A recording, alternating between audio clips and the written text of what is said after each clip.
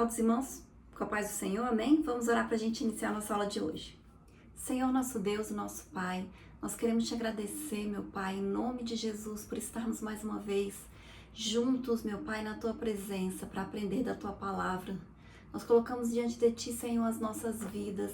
Pedimos que o Teu Espírito Santo esteja conosco, nos conduzindo, nos dando sabedoria, nos convencendo, meu Pai, da Sua verdade. Que em nome de Jesus o Senhor venha perdoar os nossos pecados, que o Senhor venha aumentar a nossa fé, que o Senhor venha nos fortalecer, Senhor, e nos capacitar a estarmos na Sua presença, meu Deus. Em nome de Jesus, repreende tudo que não vem de Ti. Todo desânimo, meu Pai, toda enfermidade, todo levante do inimigo contra as nossas vidas. Nesse momento, Senhor, eu te apresento a vida de cada um dos Teus filhos que estão assistindo essa aula, meu Pai, e eu peço a Tua bênção, Senhor, a Tua paz, meu Deus, e a Tua alegria. Em nome de Jesus, amém. Amém? O título da lição de hoje é Perdoe-me, Senhor. Nós vamos fazer a leitura bíblica do Salmo 40, Nós vamos fazer a leitura bíblica do Salmo 51, que diz assim: Tem piedade de mim, ó Deus, segundo a tua misericórdia, conforme a tua grande clemência, apaga minhas transgressões. Lava-me de toda a minha culpa e purifica-me do meu pecado, pois no meu íntimo reconheço as minhas transgressões e trago sempre presente o horror do meu pecado. Pequei contra ti somente, e pratiquei o mal que tanto reprovas. Portanto, justa é a tua sentença, e incontestável ao julgar-me condenado. Reconheço que sou pecador desde o meu nascimento, sim, desde que concebeu a minha mãe. Sei que tu queres estabelecer a verdade no meu interior, e no meu coração ministras a tua sabedoria. Portanto, purifica-me com esopo e ficarei limpo. Lava-me e mais branco do que a neve serei. Faz-me voltar a ouvir júbilo e alegria, e os ossos que esmagaste exultarão. Esconde o rosto do meu pecado e apaga todas as minhas iniquidades. Ó Deus meu, cria em mim um coração puro e renova dentro de mim um espírito inabalável. Não me afastes da tua presença, nem tires de mim o teu Santo Espírito. Restitui-me a alegria da tua salvação e sustenta-me com o espírito disposto a obedecer. Então, ensinarei os teus caminhos aos transgressores, para que os pecadores se voltem também para ti. Salva-me do pecado de sangue derramado, ó Eterno, Deus da minha salvação, para que minha língua seja livre para cantar, exaltando a tua justiça. Ó Senhor, dá palavras corretas aos meus lábios, para que a minha boca possa proclamar o teu louvor. Não te deleitas em sacrifícios, nem te comprases em oferendas, pois, se assim fosse, eu os ofereceria. O verdadeiro e aceitável sacrifício ao Eterno é o coração contrito, um coração quebrantado e arrependido jamais será desprezado por Deus. Que te regozijes em abençoar a Sião e edificar as muralhas de Jerusalém. Então te agradarás dos sacrifícios sinceros, das ofertas queimadas e dos holocaustos e novilhos que serão oferecidos sobre o teu altar. Amém? Então, na lição de hoje, nós vamos estudar mais um salmo de Davi. E esse salmo aqui, ele é um dos salmos penitenciais. O que são salmos penitenciais? São salmos de perdão, confissão, arrependimento e pedindo perdão pelo pecado. Ele foi escrito por Davi, provavelmente, quando ele cometeu o pecado de adultério com Batseba e planejou o assassinato de Urias. E Davi, ele é bem específico, né? Quando ele fala que ele reconhece que ele é um pecador desde o ventre, né? Desde o seu nascimento. Ou seja, a natureza dele é pecaminosa. Ele reconhece, né, que ele praticou um pecado de sangue, mas ele se arrepende verdadeiramente. Ele sabe que ele cometeu um pecado contra o Senhor, mas ele quer mudar, né? Ele quer transformação, ele quer ser lavado, quer ser purificado, quer ter um coração novo, um coração contrito. E nós sabemos que todos nós, quando nós nascemos de novo, e todos nós, assim como Davi, somos pecadores, mas quando nós nascemos de novo, né? Quando nós aceitamos a Cristo, quando nos tornamos uma nova criatura, nós recebemos também uma nova natureza. Nós somos pecadores regenerados, nós somos salvos. Mas acontece que nós somos humanos, ou seja, nós somos falhos. E quando nós... Mas acontece que nós somos humanos e apesar de sermos pecadores arrependidos, acontece de nós falharmos, de nós pecarmos, de algumas vezes nós errarmos o alvo. Não é a nossa intenção pecar, mas nós pecamos. E a diferença é como nós nos comportamos depois que nós pecamos. Então esse aqui é um salmo de arrependimento. Davi pecou e ele reconhece que pecou. Ele faz essa oração a Deus, né, reconhecendo e pedindo perdão. O que foi diferente, por exemplo, de Saul, que também pecou, mas ele não reconheceu o seu erro. Ele não se arrependeu do seu pecado. Saul, na verdade, ele teve não foi nem arrependimento, ele ficou...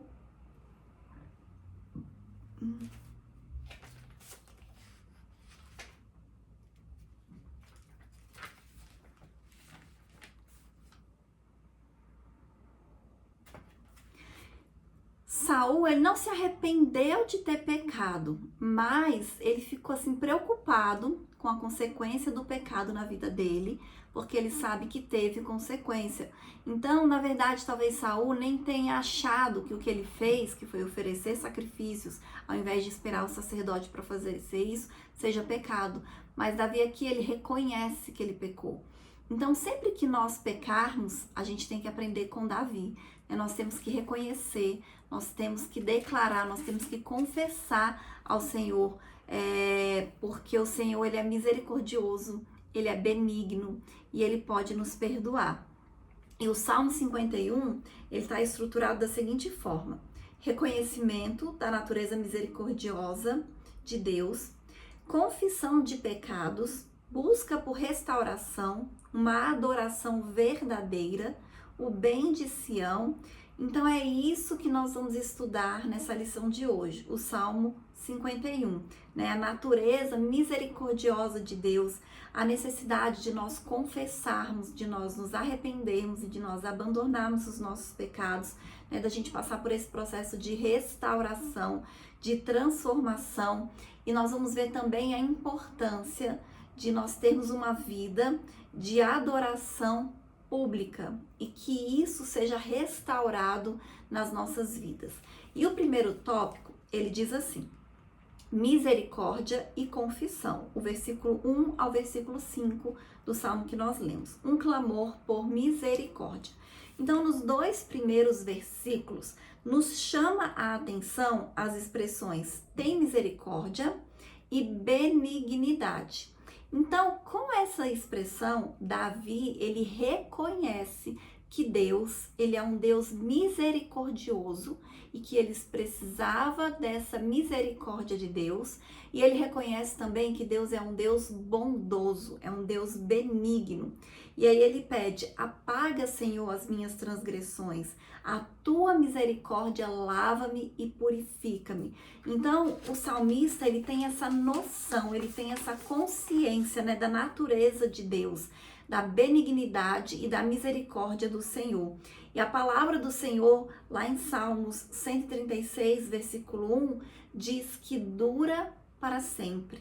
E que por causa dela, né? Então, por isso, somente Deus pode nos lavar, pode nos purificar, né? Pode restaurar as nossas vidas. E o rei Davi, ele tem plena certeza de que ele precisa se dirigir diretamente a Deus. E essa foi a melhor decisão que ele tomou. Amém? O próximo tópico fala sobre confessando o pecado. Então, a gente observa neste salmo que Davi, ele confessa o seu pecado de maneira humilde, né? Ele reconhece que ele é um pecador, que ele é falho, que ele é fraco. E lá na expressão que está no versículo 5, em pecado me concebeu a minha mãe, mostra que ele reconhece a sua natureza pecaminosa, que a alma do ser humano tem inclinação para o pecado desde a sua existência e desde o pecado de Adão. Então, 2 pontos estão bem claros neste versículos, né? Do 3 ao 5. O pecado específico praticado e a consciência da inclinação humana ao pecado desde o início da sua existência.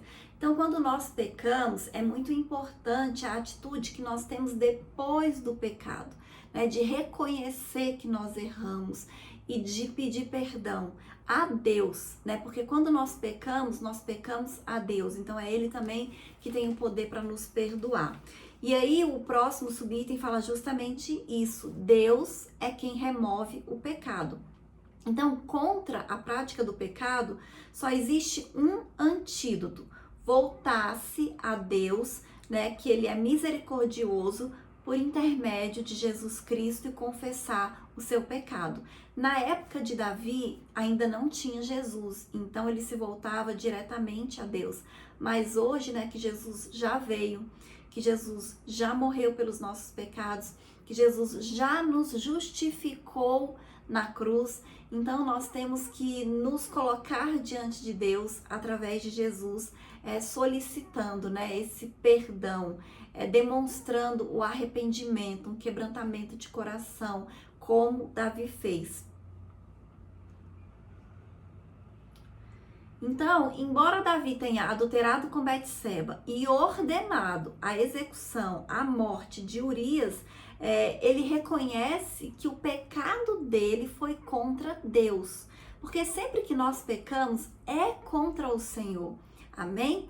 Então nós precisamos entender isso, que sempre que nós pecarmos, que sempre que nós errarmos o alvo, nós temos que pedir perdão a Deus. Davi sabia que ele tinha violado vários dos 10 mandamentos, não tinha sido apenas um. E por isso o seu pecado era exclusivamente contra o Senhor. Então, quem peca contra Deus só pode ser lavado, purificado, redimido, o coração transformado e quebrantado através do próprio Deus, né? Através do Senhor Jesus.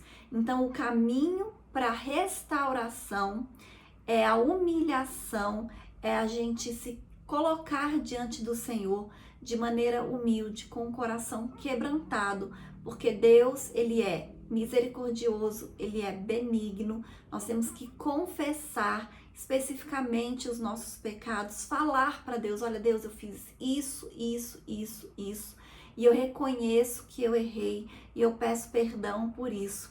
Então nós precisamos ter essa consciência de que somente Deus pode apagar os pecados através do que o Senhor Jesus Cristo já fez por nós na cruz. Amém? E o próximo tópico diz assim: buscando a restauração, purificando a vida interior. Então, dos versículos 6 ao versículo 13, entra uma nova fase, né? Podemos dizer assim, do Salmo. Então, a prática do pecado, ela nasce dentro. O próximo tópico diz assim: buscando a restauração. E aí, essa parte ela está no versículo 6 ao versículo 3 do Salmo. E o próximo subitem diz assim: purificando a vida interior. Então, a prática do pecado, ela nasce dentro do ser humano. A gente já nasce com essa sementinha do pecado. Nós temos a natureza pecaminosa. A nossa carne, ela inclina para o pecado. E isso por causa da corrupção da natureza humana, do ser humano, né? Como consequência do pecado original de Adão lá no paraíso. Então, nesse sentido, nós contemplamos o pedido do salmista: purifica-me, lava-me, apaga, cria em mim um coração puro. Então, o salmista está pedindo que Deus o ajude nesse processo de purificação, de restauração, de transformação, né, de quebrantar o coração dele. Hoje nós entendemos que não é apenas o coração, mas é a mente. né? Tanto é que lá no Novo Testamento fala isso também, né? Que nós devemos renovar a nossa mente. Então é isso que nós temos que pedir para o Senhor fazer, né? Nos transformar, quebrantar o nosso coração, renovar a nossa mente. Um coração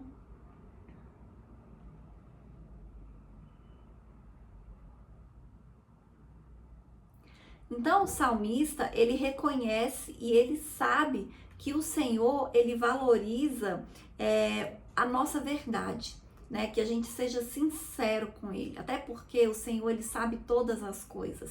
Mesmo que a gente não fale, ele sabe, ele conhece, né? Ele tem ciência de todos os nossos atos, de tudo aquilo que nós fazemos. E mais ainda, não é só o que nós fazemos, mas é com que intenção nós fazemos, amém? Por quê?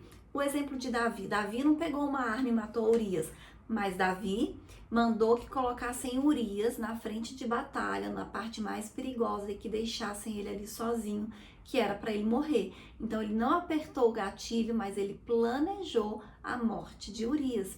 Então o Senhor conhece as intenções do nosso coração, amém? Então nós não podemos esconder nada do Senhor, porque Ele sabe todas as coisas, mas é importante que a gente fale, porque quando a gente fala, reconhece que nós estamos arrependidos, né? Que nós sabemos que Deus sabe todas as coisas, que nós estamos confessando esse pecado para Ele e queremos que Ele nos perdoe, né? Que Ele nos restaure, né? Que Ele nos purifique, que Ele nos lave, que Ele renove a nossa vida, o nosso coração, a nossa mente, o nosso entendimento. Amém? Então a nossa vida interior, ela precisa ser purificada para que a presença do Espírito Santo de Deus seja uma realidade e assim a gente possa ter de volta a alegria do Espírito Santo. Amém?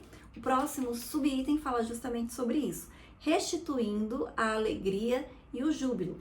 Então, com a nossa vida interior purificada e limpa das manchas do pecado, o salmista espera ouvir júbilos de alegria, no lugar de tristeza e angústia pelo pecado que ele havia praticado. Então, o salmista sabia que o pecado apaga a alegria de viver. O pecado, ele apaga a alegria do Espírito Santo de Deus nas nossas vidas. E esse processo de restauração do pecador passa pela confissão, pela humilhação diante de Deus e, finalmente, pelo fato de tornar a sentir a presença de Deus. Amém? Então, se por algum motivo você está se sentindo assim, afastado, né, distante do Senhor, parece que você não sente a presença nem a alegria do Espírito Santo de Deus. Então se coloque diante de Deus humildemente, né? Peça para o Senhor te revelar se tem alguma coisa errada que você fez.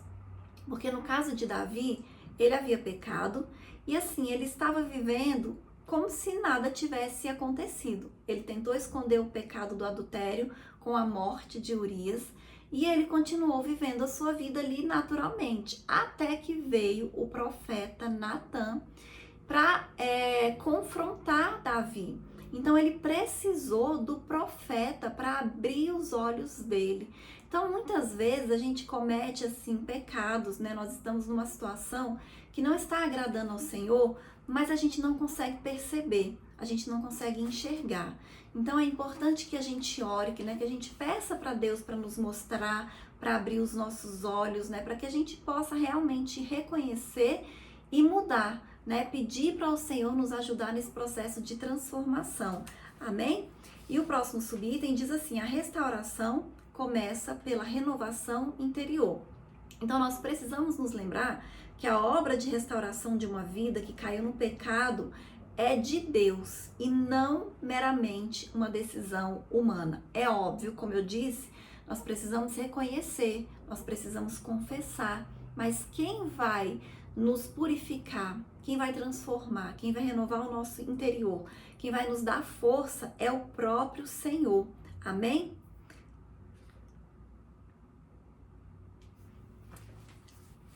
E outra coisa, o Espírito Santo, ele sempre vai apelar para nossa consciência. Quando nós temos o Espírito Santo de Deus habitando em nós, ele vai nos incomodar quando nós estivermos em pecado. Então, quem nos convence do pecado, da justiça e do juízo é o Espírito Santo de Deus. Então, existe uma vida plena no espírito de alegria, júbilo para servir a Deus em sua...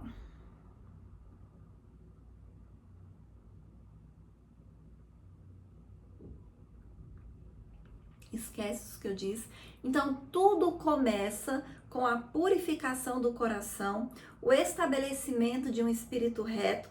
Tudo começa pela renovação interior, né? O Espírito Santo fazendo esse trabalho no nosso interior, né? De nos incomodar com relação ao pecado, mas também de nos fortalecer, de nos purificar, de nos limpar, né? De fazer a obra dele nas nossas vidas.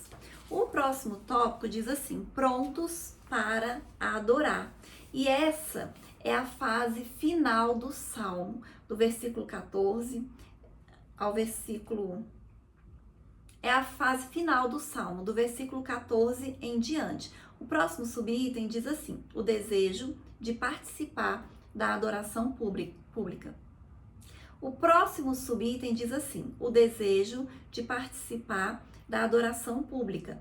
Então, nós precisamos nos lembrar que, até nós falamos isso desde a primeira aula, que os salmos, eles são canções, né, para adorar a Deus, principalmente no templo.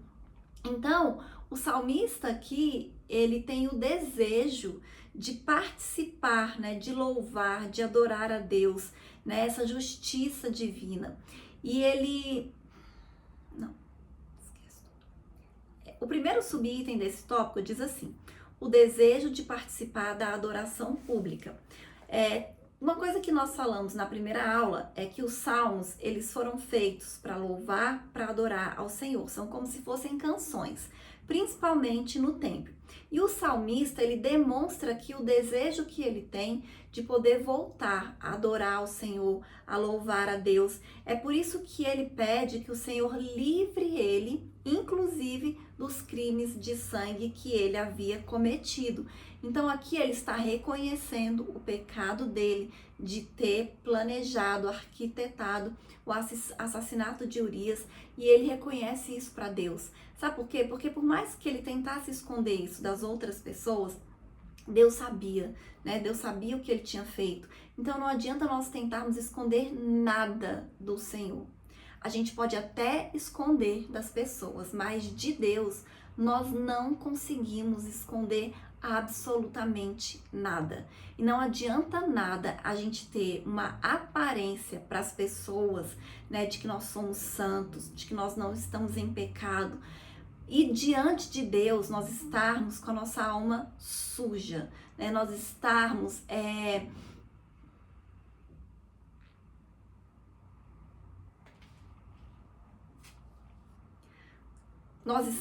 em pecado, até porque a consequência do pecado, ela não vem dos homens, ela vem de Deus. Então, por mais que ninguém saiba, quando a gente está em pecado, o Senhor sabe, e mais cedo ou mais tarde vai vir uma consequência por causa disso, se nós não nos arrependermos, se nós não pedirmos perdão a Deus.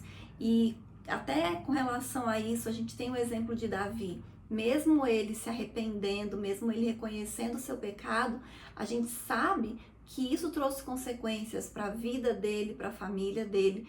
Então nós precisamos ter cuidado, né? Pedir sempre, né? Vigiar, orar, para o Espírito Santo estar sempre nos fortalecendo. Mas ao mesmo tempo a gente tem que ter consciência de que quando nós pecarmos, porque nós pecamos, mesmo nós nos esforçando para não pecar, a gente tem da parte de Deus o perdão, a misericórdia, a bondade, né? Então, quando a gente reconhece, quando a gente se arrepende, quando a gente pede perdão, a gente sabe que o Senhor nos perdoa. E aí o próximo subitem diz assim: quebrantamento e contrição. Os versículos 16 e 17 aprofundam ainda mais essa questão, né, do estado interior para a adoração pública.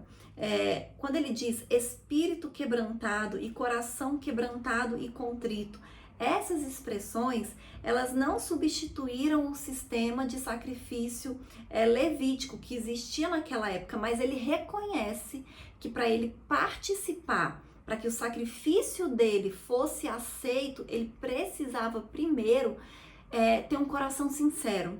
Não somente ele, mas todas as pessoas, né? O que o Senhor queria de verdade era um coração sincero, era um coração contrito, né? Uma coisa puxa a outra. Então a ideia é de que nós não podemos nos apresentar para a adoração pública de maneira mecânica e superficial, né? O salmista entende, né, que todo o seu ser precisa estar presente, né? O seu coração, a sua mente, o seu entendimento tem que ser de espírito, alma e corpo. Então não adianta você estar ali no culto, no templo, de corpo presente, mas o seu espírito, a sua mente está longe. Você nem está conectado ali espiritualmente, sentindo a presença de Deus e às vezes nem está prestando atenção, nem está ouvindo o que está sendo dito, não está participando. Então é importante que a gente esteja presente em todos os sentidos, em todos os níveis, né? No culto, no templo ao Senhor. Amém? E o próximo subitem diz assim: fazendo o bem para os outros. Então a nossa experiência de restauração nos permite ensinar aos transgressores os teus caminhos. Davi, pelo processo que ele passou, pela experiência que ele teve de pecado, ele escreveu esse salmo que até hoje nos ensina, que é uma canção, que é uma oração e que nós aprendemos muito. É um salmo assim completo, né, relacionado à confissão e perdão de pecados. Então o salmista, ele fala detalhadamente, né, como é que nós devemos nos apresentar diante de Deus para sermos perdoados, para sermos transformados, para sermos quebrantados pelo Senhor. E é isso que Deus quer fazer conosco, né? Que os nossos gestos exteriores reflitam a nossa vida interior. Porque o nosso coração, quando ele é puro, quando ele é sincero, o nosso espírito é reto, né? Consequentemente, as nossas ações também serão puras, sinceras e retas. Então, com o sacrifício de Jesus, nós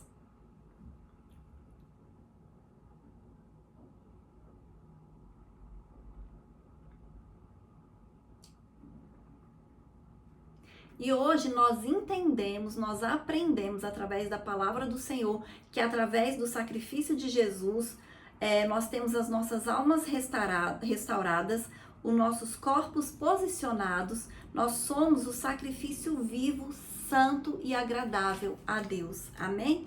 E eu vou ler a conclusão que diz assim: todos nós estamos vulneráveis ao pecado. Por isso a palavra de Deus nos ensina a vigiar e a cuidar de nossa vida espiritual.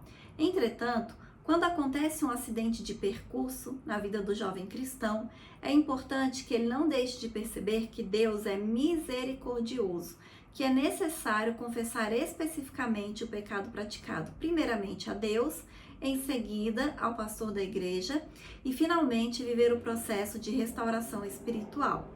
O Espírito Santo nunca deixará de apelar às consciências dos que temem a Deus. É tempo de humilhar-se, é tempo de confessar, é tempo de ser restaurado por Deus. Amém? Então, como eu disse, esse salmo, ele é um salmo completo, né, que fala desse processo de restauração. Como eu iniciei falando também, nós somos pecadores restaurados, nós somos regenerados pelo Espírito Santo, nós nascemos novamente, mas apesar disso, nós podemos cair, né? Em algum momento das nossas vidas nós vamos pecar, porque nós somos pecadores porque isso faz parte da nossa natureza, mas nós precisamos entender isso também, que o que é importante é como nós nos posicionamos, nos comportamos depois que nós pecamos. Né? Fala da importância de nós nos arrependermos verdadeiramente. E o arrependimento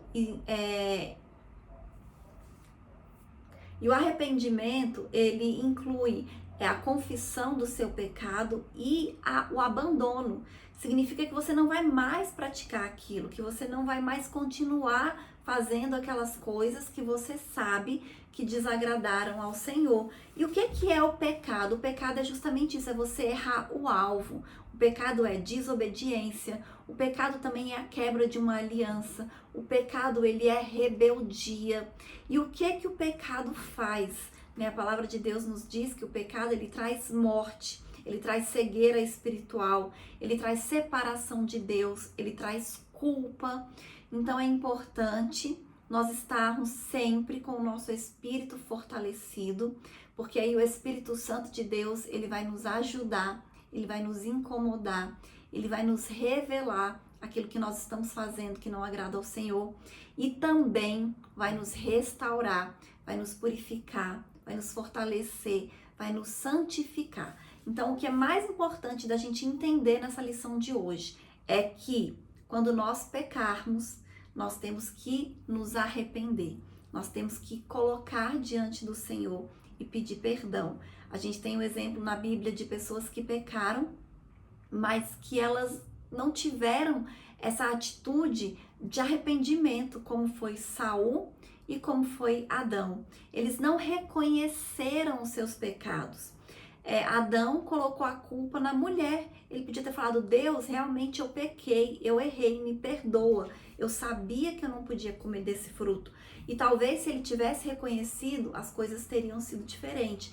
Saul, a mesma coisa. Quando ele pecou e ele viu que ele não devia ter feito aquilo, ele podia ter falado: Senhor, eu peço perdão, eu me arrependo, eu fui precipitado, eu não devia ter feito isso. Mas ele também não tem essa atitude de reconhecer o seu erro. Então, nós precisamos aprender a reconhecer os nossos erros, as nossas falhas diante do Senhor e diante dos homens, né? Com a certeza e a convicção de que Deus, ele nos perdoa. Amém? Essa é a lição de hoje e até a próxima aula em nome de Jesus.